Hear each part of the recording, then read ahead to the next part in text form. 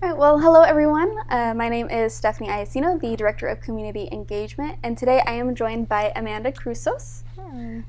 She's one of our mental health specialists, and so we're going to be talking a little bit more about her background, the therapy that she kind of specializes in, and her approach to therapy, things like that. So if you guys have any questions, feel free to write it down in the comments, and we'll kind of ask those probably towards the end of your background story. All right. So go ahead and get started. All right. Where do I start? Really, my approach to therapy started before I even knew I wanted to be a therapist. I originally started college here at San Joaquin Delta College. Born and raised in Lodi, so went to Delta because I really didn't know where I wanted to be and what I wanted to do.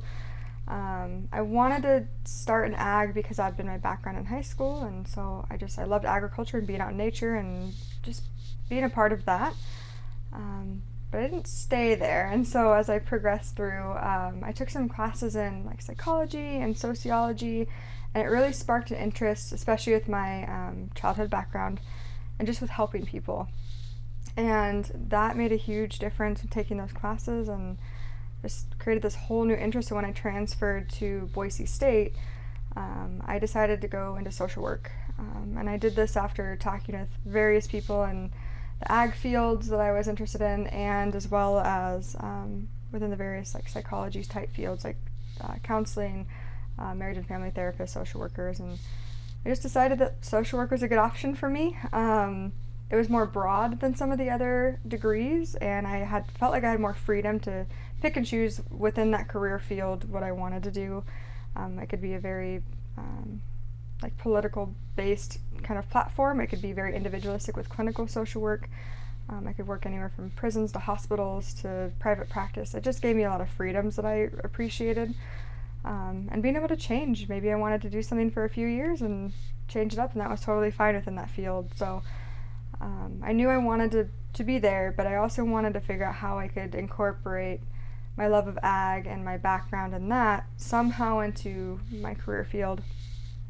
And within going to BSU, I started to make that happen. And I just gained some more insight as to that I wanted to go into clinical social work and be one-on-one as a therapist. And that led me to NNU for my master's degree. They had a clinical program, and then that's where things really took off for me in finding my career path. I worked as a counselor for domestic violence and abuse victims and survivors, and that was extremely insightful for my trauma background and getting to work with people who have really experienced a lot and have been through some horrendous things, and just to help them get to the other side of that and build that strength. So that part of my background is something that I continuously utilize here. I know we've all been through some hard things, and just having some knowledge on how to address that I think is really important. So I'm so thankful that during that internship I was able to have that experience. And my last semester in grad school, after I'd finished those hours, I got connected with a classmate that knew of a position as a wilderness therapist, and that was something totally new to me. I had no idea what that meant. I knew that I loved working with animals, and I figured that probably had an element to it, considering I wrote my thesis on animal-assisted therapy and how that affects children.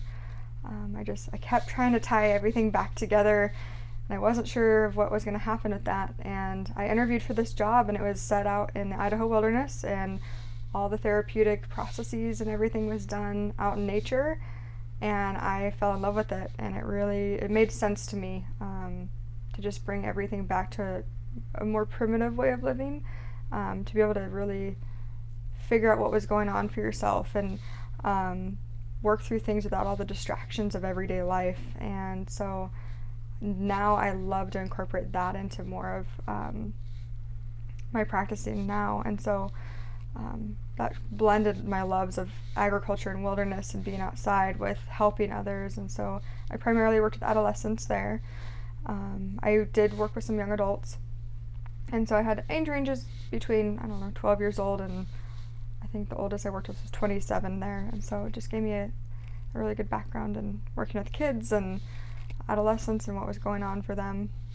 And some of the more severe cases, because they were away from the home and having to really process some behaviors and symptoms, and it was tough. It was a tough way to complete therapy, but I think it was good for myself, and I saw some amazing transformations there with them.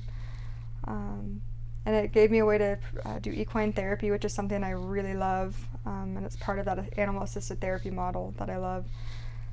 And life circumstances brought me here, and I'm so thankful they did, because this agency has been really great with working with me on how to start incorporating more of that wilderness therapy model. And not that I can replicate that here, but being able to incorporate that into my practice by taking the kids outside and doing things, just sitting out in the park or just in a grassy area, just getting out a little bit, not having to be in an office building. Even that can help create a difference there. And just having the freedom to eventually maybe incorporate some animal-assisted therapy is my hope. I'm in the process of training my 2 dogs right now. And because of COVID, the training has been put on hold, but I'm hoping to get them certified as actual therapy dogs and somehow incorporate them into practice. And so that's something that maybe in the future works. It could be exciting. So see if that all plays out the way I hope it would. So yeah, it's a little bit about my background and taking that trauma work and my experiences of being out of state and bringing all of that back here, I think has been so important to developing how I practice now. And I'm so glad I've had every one of those experiences, hard or easy, to be able to help the kiddos that are in this foster care system. I think every part of that has helped develop the way that I do things. So yeah, a bit of my background. All right. I don't want to get too deep into this, but it sounds like you may have had like a little bit of a rough childhood. And a lot of the times those that have a rough childhood end up becoming either a therapist or a social worker or something to help others in their situation. Yeah. And it sounds like that's definitely your case. Yeah, it was very fitting. I experienced a lot with parents divorcing when I was really young, and that was fine with me, but it was a lot of subsequent things that happened after that with step parents and stepchildren or stepbrothers and sisters, and just really not knowing who I was and where I fit into either of the families. And so I lashed out and did things that I'm not thrilled about. Yeah, exactly. But I actually had a therapist back then that really helped me a lot, and so she was the reason that I actually sought out taking some of those psych classes, originally years ago. And so without her really providing that support and that just unconditional positive regard where I could just come in and say what was going on, and she really pushed to help me work through it, I don't think I'd be where I was today without her. And so I think that really did influence my direction, and I wanted to keep that love of nature and animals there, but I also really appreciated how she helped me, and I knew that if I could make it through some of those harder times and come out a better person because of them, then I could help other people possibly do that too. So it's kind of the reasoning. Yeah. So the way that she did therapy, does that have an impact on how you do therapy now? I've never thought about that, actually. I don't think so. I think just the caring and the empathy and just the way that she related to me, I think that maybe impacted me. I don't necessarily replicate her style at all in therapy, but just the way that she provided that unconditional support, I think that's what I try to provide for the kiddos that I see now. So yeah, in some ways I'm sure she did influence that. I've just never really thought that far into it. That's a good question. So yeah, definitely just that positivity, that positive role model, just kind of being there. And just being consistent. And when maybe a parent or somebody in my life was being really inconsistent in some way, just knowing that I had that space that I could talk and work through things where it was always the same and it was always helpful. It wasn't ever something that I didn't look forward to, and yeah, that really helped in a lot of ways. So yeah. So you mentioned equine therapy. Yeah. Do you want to explain that a little bit? Because I know I don't know the term. I'm sure other people don't know the term as well. Yeah, that's great. So equine therapy is just therapy with horses. And so there's a couple different ways that you can do this. A lot of equine therapy uses what's called an EGALA model. and you can be certified to use that kind of therapy. I'm currently not, but someday I would love to be able to be certified in that. And that, I don't know what the acronym actually stands for, to be completely honest, but it's a lot of groundwork with horses. So working in one-on-one, and it's a lot of talk therapy, but then what you're presenting with your body language and basically for lack of a better word right now, the vibe that you put out there is what the horse will replicate back to you. And so it really helps you to look at and evaluate what you're doing and what you're presenting to the world, because that horse is going to model that back to you and show you. Can I give an example of one of the techniques? So one of which, we would tape different words like, what was one? Like proud would be one, and then fearful would be another. And so we'd tape these different words around the barn. And so as we would walk through and go to each of those words, we'd have the kid tell a story about when they were proud or fearful or angry. And we'd observe what was happening for the kid, but then as well as what was happening for the horse. Because a lot of times when a kid would talk about something that was really hard, or where they were angry and things were fearful and there was a lot of more negative emotions, the horses would react and put their ears back or step away, want nothing to do with the activity.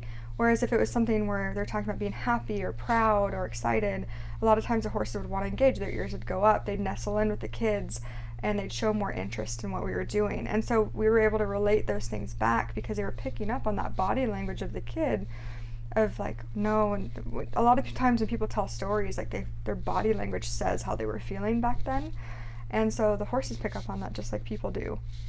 And so it was really interesting as one of the activities to relate that back, like, wow, you must have really felt this way, and just being able to dig deeper in some of those situations with those kids. So it's just one of the examples that we would use. Wow. And like building connections, it can be a challenge for people that are really guarded to build a connection with a horse, and try to maybe get that horse to follow them without bribery or anything like that.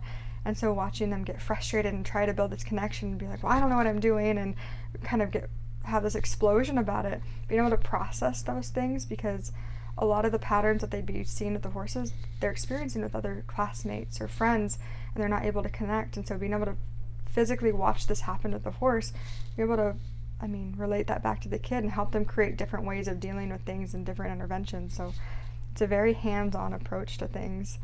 So that's one way, is just a lot of the groundwork where you're not actually riding the horse. That's what groundwork means, by the way. Where you're not actually riding the horse, but you're working one-on-one with or without a halter on, and just letting the horse and the kid lead the activities.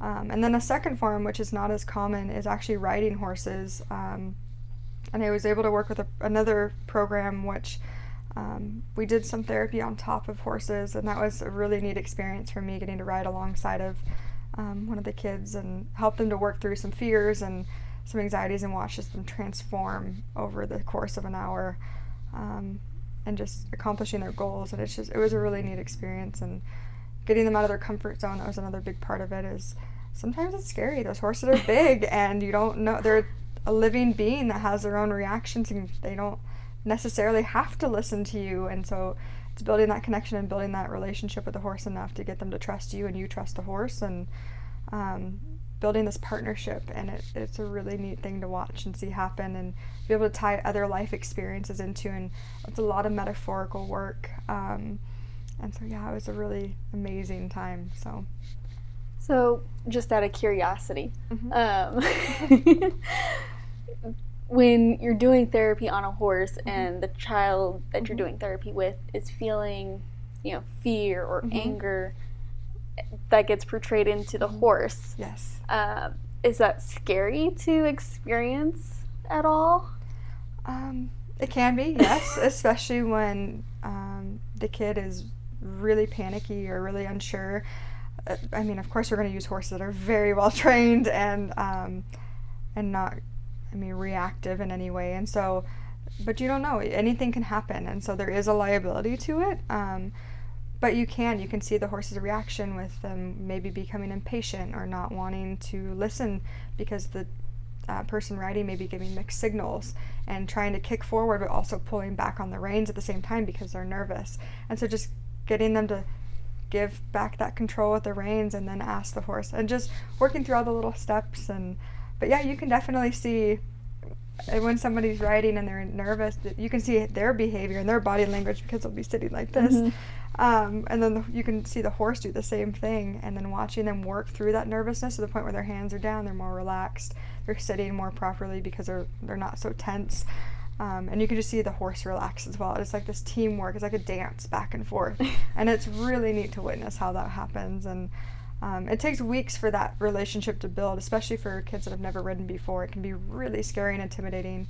And so we do a lot of groundwork first, and then we introduce getting on the horse and riding. So it's a very slow process, but it's so rewarding to see both the horse and the rider work together.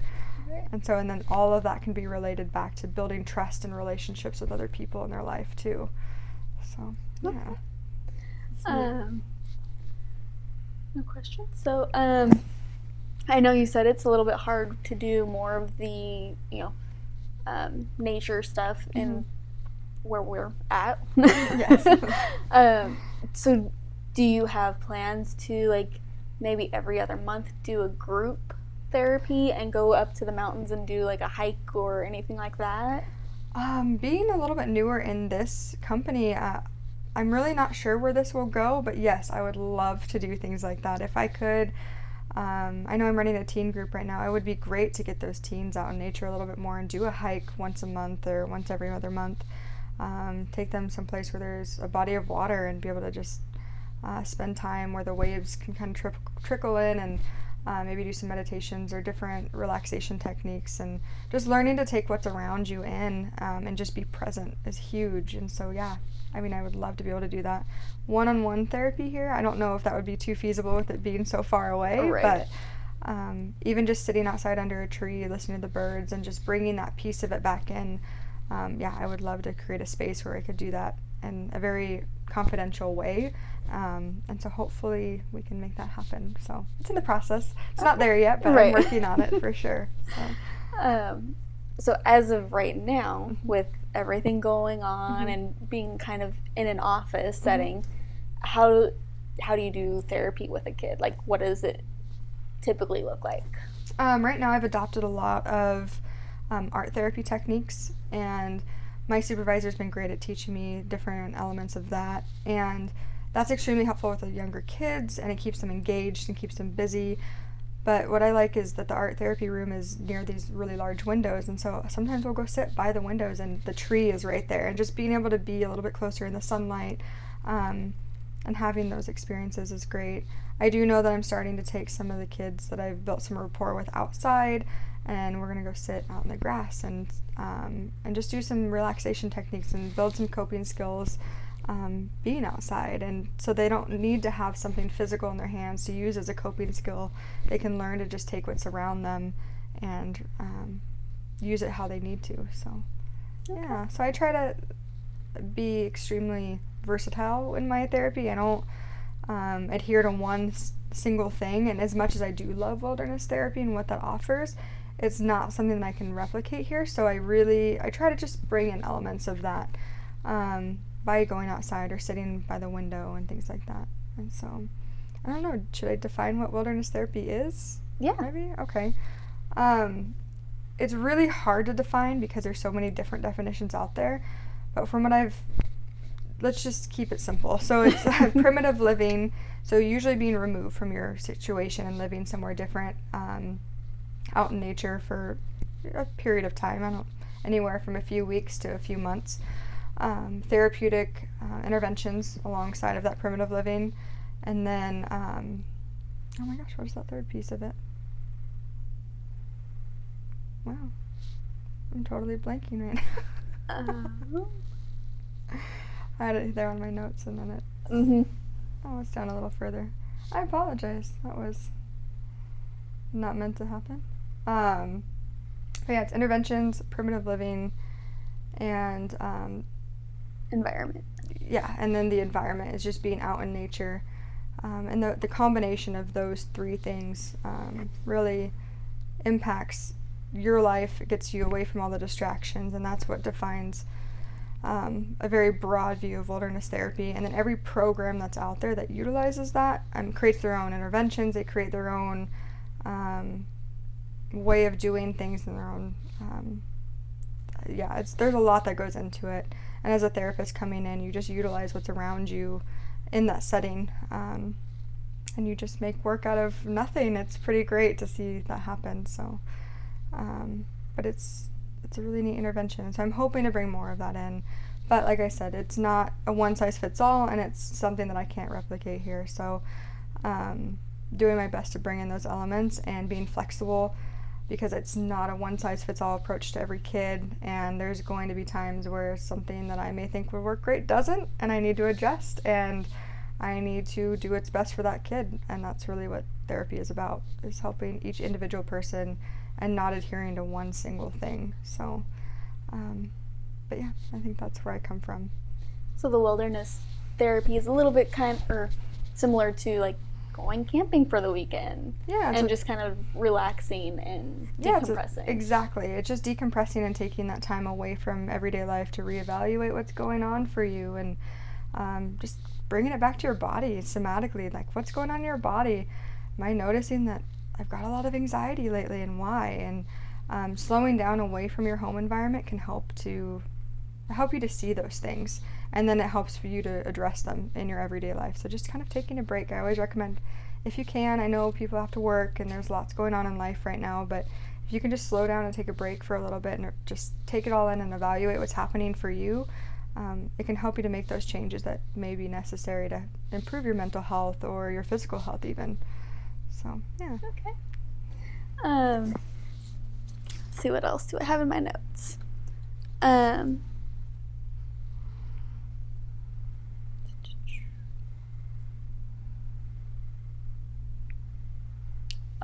So you were talking about your dogs, getting them trained for therapy dogs, and all of that.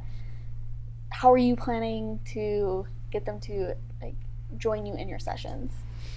So there's lots of different ways that you can use therapy dogs. Sometimes they're not even active within the therapy, but just being in the room, they can be that added calming presence, because a lot of times they'll just sleep and they'll just lay there next to somebody. And I don't know if any of you have ever had an animal in the home, but just sitting next to an animal, just petting them, can be extremely calming and almost like a meditation in a sense, because you're focused on one thing, and either the sound of a cat purr or the breath of the dog, they can help you to regulate your breathing and your heart rate actually.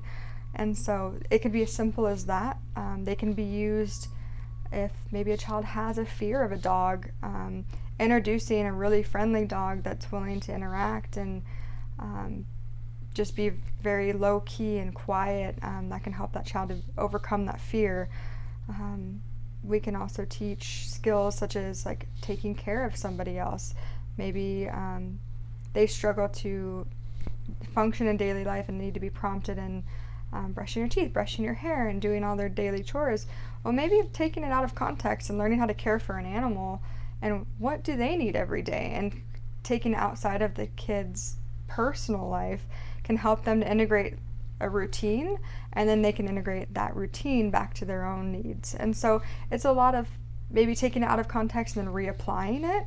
But yeah, there's so many different ways that animals can be used in therapy, whether it's just the presence of them or actually using them within therapeutic techniques or building social skills or whatnot. So lots of different ways, and it's individual for every client too.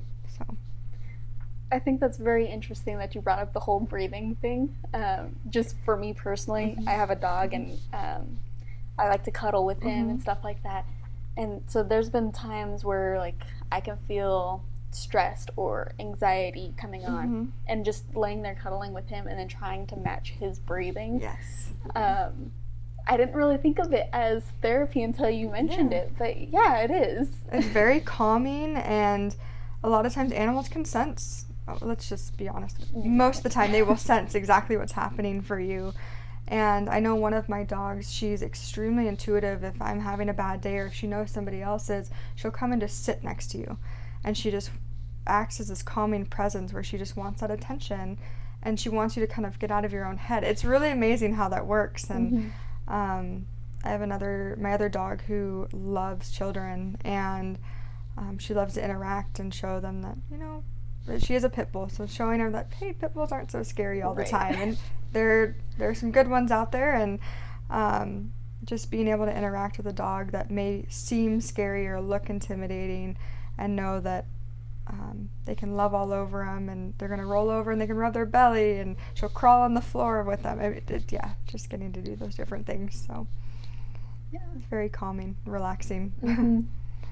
Yeah, my dog, he's a German Shepherd Pit Bull mix, so there's that little pity inside of him. Yes. But they're just so they just want to cuddle. Yes. They're like such big babies. Oh yes, I get on the floor quite often and cuddle with both of my dogs and just love on them, because it's very calming and relaxing. If I had a bad day, maybe at the office I had a lot of paperwork and I was not happy about it, or something in my personal life happens, I'll just go lay on the floor with them, and it just seems to be okay for a while. Right. And so I encourage everybody, grab your pet and love on them, because it's good for them and it's good for you. So.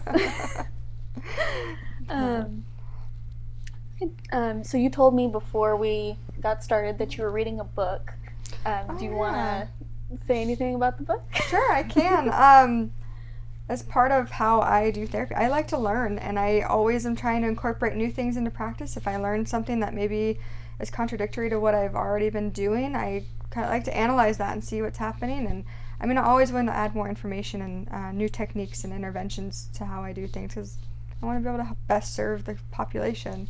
And so I actually got connected to this book at my previous job, and I have it here. And it's called The Primal Wound, and it's actually, I don't know, you should be able to see it there. I'm not promoting this in any way, but it was just a really interesting read, because we had the young adults read this for the ones that had been adopted and had experienced challenges within their homes. And they maybe didn't understand why they were experiencing certain things, or why they felt so disconnected from their adoptive family or their foster family. And so it seemed to always resonate with a lot of them and answer a lot of their questions. So I figured that I would go ahead and read the book as well. And it has been extremely insightful at this job to be able to read this and take this information and actually utilize it back. And so essentially it's about the primal wound, which is a disruption in attachment, and how even when children from newborns are adopted into other families, they experience a grieving process and a loss. We may not think that, but to them, they're losing that person that they were most deeply connected with. And so it was really interesting to see or to read about how infants or young children will go through a grieving process for their birth mother. Even though it may not be in their best interest to stay with that person, they still need to have that understanding and that love and that compassion, because a lot of times we think of adoption as this wonderful, great thing, but for the kid involved, it may not always be that. And they may still have some previous memories and experiences of that adoption, which they may still miss their birth mom or their birth family, and that's okay. We can acknowledge that and help them with some empathy, and it gives some great techniques on how to integrate kids into a foster or adoptive family. It is meant for more of an adoption at birth situation, but it does apply across the board to older foster kid situations. So it helped just to make some things clearer and explain some behaviors and maybe some background and some insight as to what's going on psychologically for the kiddos. So yeah, I found it to be really interesting. And so the whole first chapter is different things, different challenges they may experience and reactions they may have to certain stimuli and to certain things going on in their life. And then the second half is how can we best help those kids integrate and feel loved and connected and create that attachment that they're missing or that they had that disruption with, and to best help them grow into really well-functioning, great adults. And so, yeah, it was just a really interesting read. I've been sharing it with my team, and so I thought I would just kind of put it out there that this is a pretty good read. And if anyone has any questions, they can always reach out to the mental health team, and I can always answer those questions. So, and like I said, I'm not promoting this, but it really did answer a lot of questions because I didn't have an immense background in foster youth or the adoption process or even the attachment process for that matter. And it cleared up a lot of questions that I had about attachment, and is it really that important? And it really proves to be, and so we just need to be conscious of that in our work that we do with kids. And so I'll be utilizing this a lot more. I'll be thinking about it a lot more with the kiddos and maybe why they're reacting and having some of the challenges they are, and in order to best serve them. So yeah, it was just a really interesting read, and it's a really easy read. It's not as textbooky as some books can be, and it's actually written by somebody who personally did the research for this book, but then she was an adoptive mom herself. So she has personal experience and the research side of it, which I found fascinating. It wasn't just a one-sided thing. Right. So yeah, it was really interesting. So I would recommend it as a personal recommendation. Right. So yeah. So it kind of talks more about the like biological connection that a kid has rather than the love connection. Yeah, because if we think about it, when a baby is in utero, they're feeling their mother's heartbeat, the sound of her voice, and that person that they know when they're born, whether they're taken at birth and placed with a family or later on down the road, like they have that connection, that attachment to that person. And they go through a grieving process, and they may not always show that. They may say that they hate their birth parents, or they may have this strong desire to be away from them, but there always is going to be that attachment there. And just acknowledging that as foster parents or adoptive parents, and just knowing that there's still going to be that there, and it's okay. It doesn't mean they don't love you and that they can't be a great part of the family. It's just we might need to think a little bit differently than we would if they were biological children, because there are some differences there, and just not treating it as if there isn't, because it can create challenges later. So yeah, it was just really insightful, and so it was really helpful to read. Okay. So there's no questions in the chat. Do you have any last words that you want to say? No, I mean, if at all, if you feel like you want to check in with the mental health team, I just wanted to let everyone know that we're available for that. And we love working with the kids, and hopefully we can have a couple of the other therapists come on and explain their story. And so that's a little bit about my background and why I'm here, and and just the kind of therapy approach that you do. So yeah. Exactly. So try to integrate everything in, take a real naturalistic, holistic approach, and try to help the entire person and not just treat the specific symptoms. And that's where I like to be with all of that. So okay.